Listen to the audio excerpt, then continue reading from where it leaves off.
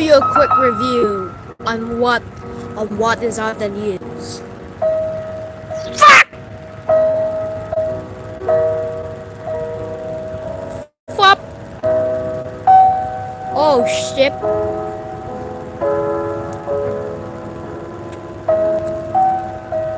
Oh hey! Wait, what?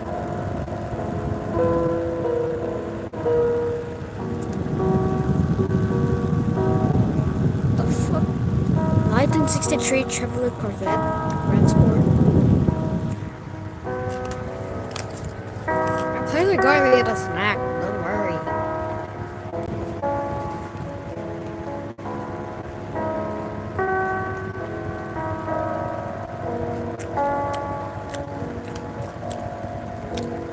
So they're going. I didn't know they were going to use the MQ9.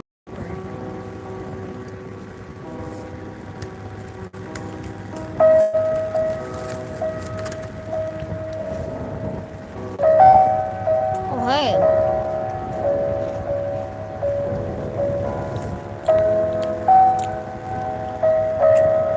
Oh, what the fuck? Oh. This shit infected my phone.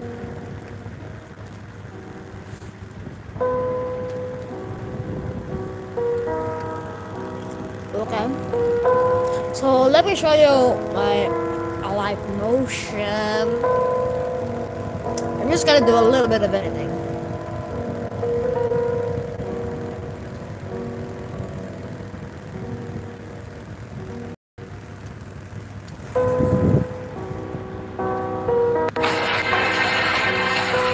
I'll never talk. I fucking hate this! I won't hesitate to spit in your eye. Do not. Caution, do not watch this. If you have character AI, this will infect your phone. Two airliner.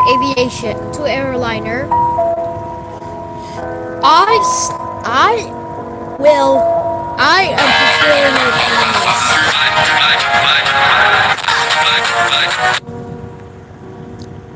Let me just go to the gallery for a bit.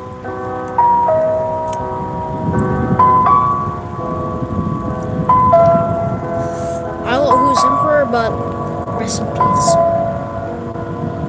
Well, look at this. Fuck.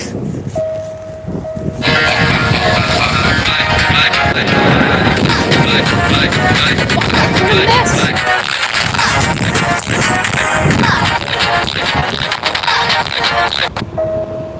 Jesus Christ.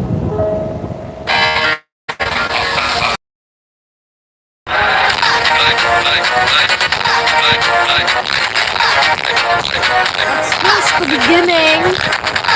I'm looking at the project mode. That's not clearly what it looks like.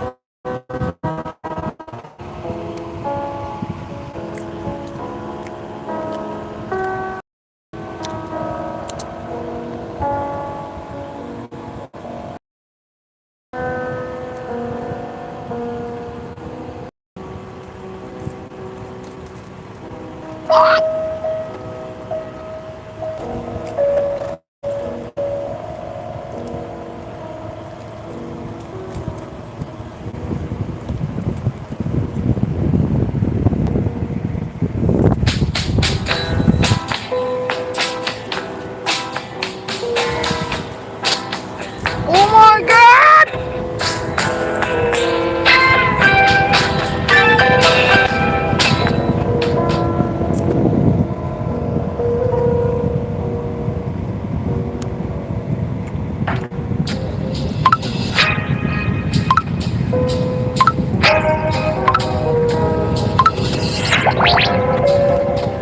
So, here's my baby. Going straight to the point, huh?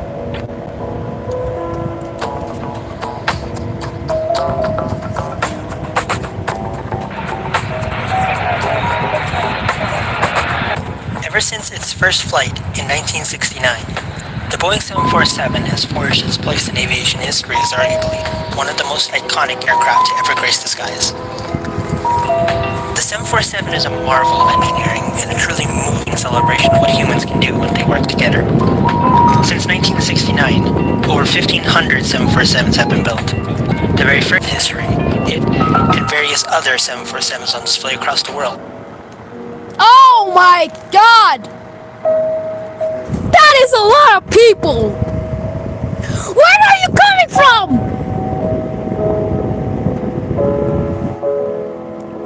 Where the fuck are you coming from? How much? What people are you coming from? Where are you guys coming from, man? Continue to keep its legacy alive. If some of you are AVK, I will be very happy. Why not? Because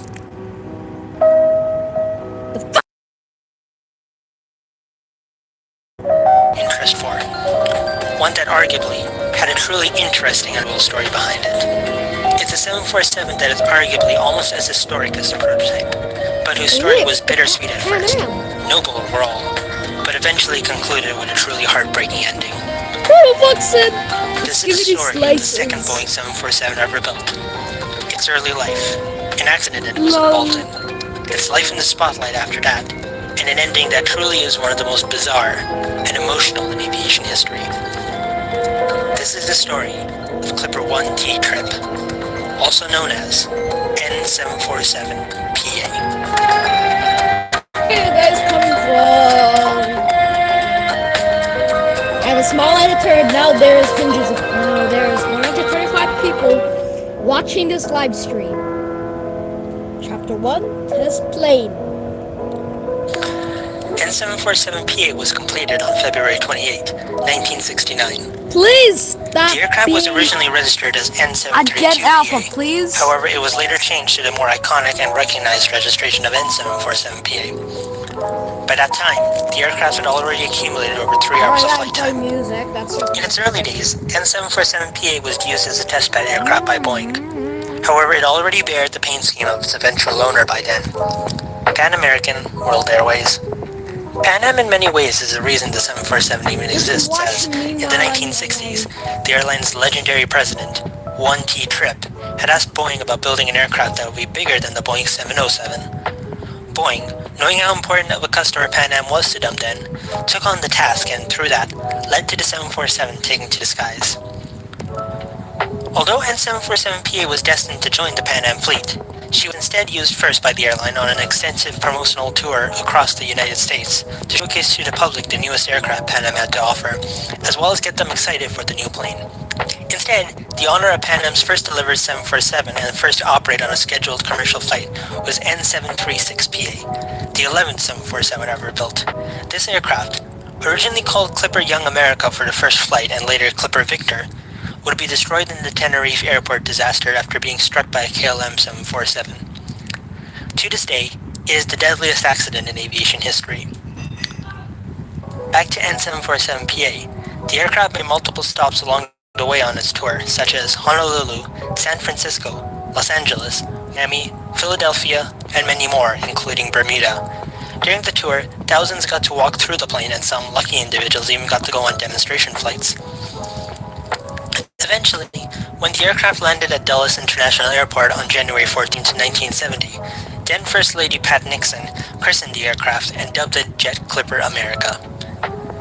After that, N747PA joined the Pan Am fleet.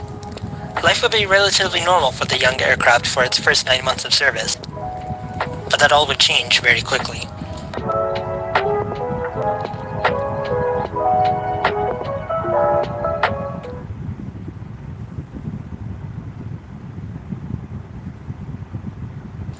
The day was July 30th, 1971. N747PA was operating as Pan Am Flight 845 that day. Arriving to San Francisco from Los Angeles earlier that day, its destination was Tokyo Haneda Airport.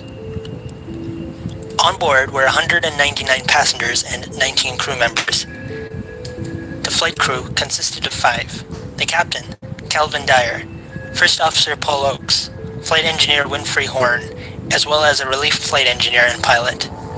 Like most Pan Am flight crew, they were all highly experienced, but still relatively new to the 747, all having under 1,000 flying hours each on the aircraft. The plan was to take off from runway 28L. However, by the time the aircraft was pushed back, 28L had been closed for maintenance. So, they were instructed to take off from runway 01 right instead. 01 right was shorter than 28L and had less favorable wind conditions. 1,000 feet of it were closed too. Due to various misunderstandings, the crew were given a runway length that was much longer than what was actually available. They set flaps to 20 degrees instead of the original planned 10 degrees. However, they did not recalculate their takeoff reference speeds. Given that, as the 747 took off, these speeds were called out far too late than they should have been, prolonging the takeoff roll. Unable to gain enough altitude, N747PA struck the approach lights at the end of the runway. The damage was serious. One of the light beams penetrated the cabin and injured two passengers, with one having his foot nearly amputated off by it. The right main landing gear was forced up into the fuselage, while the left landing gear was ripped loose and left dangling. Sorry if it was like that. 3 of the 4 hydraulic systems were taken out, as well as several wing and evacuation sites and various other systems. The crew took N747PA over Half Moon Bay, and over the next hour and 42 minutes, dumped fuel and assessed That's the what it aircraft's is, damage. man. That's what it With is. aid from the US Game Coast of Guard 28. and with just one hydraulic system functioning, the crew attempted to land. Please stop The landing acting was like hard. The aircraft bounced and then slid down the runway. Reverse It's thrust was alright, only I feel operational on this engine one. 4. As the aircraft slowed down, it veered to the right and into the grass, luckily putting out a fire that had begun in the landing gear. Eventually, the aircraft came to a stop. Due to the missing landing gear and shift in center of gravity from dumping the fuel, N747PA settled on its I tail. and declined closed up. already, man. Evacuation orders failed to be transmitted over the PA system, and so when 2 of the pilots went downstairs to assist the flight attendants, they were shocked to find everyone still seated and waiting to be told to evacuate. As mentioned earlier, evacuation slides were damaged in the collision, so only 6 of the slides worked. Given the tilt of the aircraft, most passengers evacuated out of the rear slides. However, some did go out of the front ones, which were either not working or no longer touching the ground due to the tilt. In the end, there were 29 injuries, with 8 requiring hospitalization. In their report, the National Transportation Safety Board concluded that pilot error was the cause of the accident, citing the crew's incorrect input of takeoff reference speeds and the unusual nature of the events that led up to the collision as the cause. Something rather incredible to note is that afterwards, it was found that metal debris had come within 10 centimeters of severing the last operational hydraulic line. Had this happened, there would have been no way the crew could have controlled the aircraft enough to attempt the landing. Flight attendant Amelia Deguer would later state that the disaster could have been far worse, but in many ways, the 747 itself saved them from possible disaster. It could have been possibly the worst crash, but in my mind, the 747 saved our lives. After such an accident, and after sustaining that much damage, it seemed that N747PA's days were numbered, and she would become possibly the first 747 to be scrapped. But this would not be the end of her story.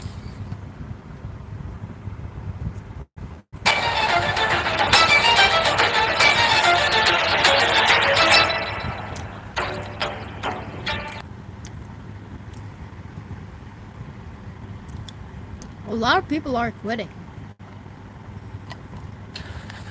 Oh, why? Amazingly, despite the extent of the damage, N747PA was repaired over the course of 3 months, at a cost of 4.8 million USD, or 30.7 million USD in today's money.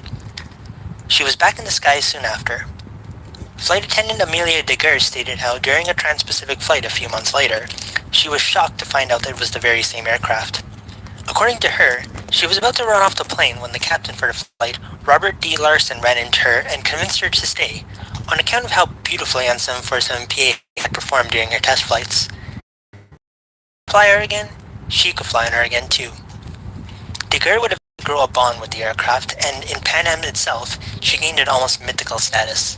N747PA was the aircraft that had survived the unimaginable.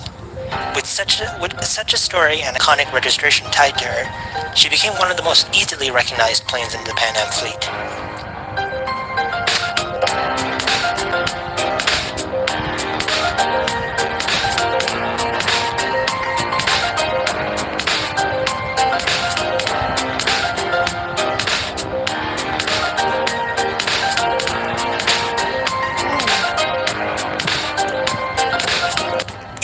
1973, Pan Am leased N747PA to Air Zaire. There, she was re-registered as N747QC and renamed to Mount Floyo. She flew with the airline for 19 months before returning to Pan Am and once again flying the legendary Blue Meatball on her tail. Back in Pan Am's hands, she got her iconic registration back and was renamed to Clipper Sea Lark. She would fly with that name from 1975 to 1980 when, following his death, Pan Am renamed the aircraft one final time after their legendary founder and aviation pioneer himself. Ergo, N747PA was now known as Clipper 1T Trip. This would be her most memorable name and the one she would retain for the rest of her life. After this, the 80s would be a relatively normal decade for the now 11-year-old N747PA. She continued flying for Pan Am, carrying people around the world. Over the course of her life, she would log over 76,000 flight hours and travel over 40 million miles, carrying around 4 million passengers in the process. In January 1988, as part of the U.S. Department of Defense's airlift requirements under the Civil Reserve Air Fleet,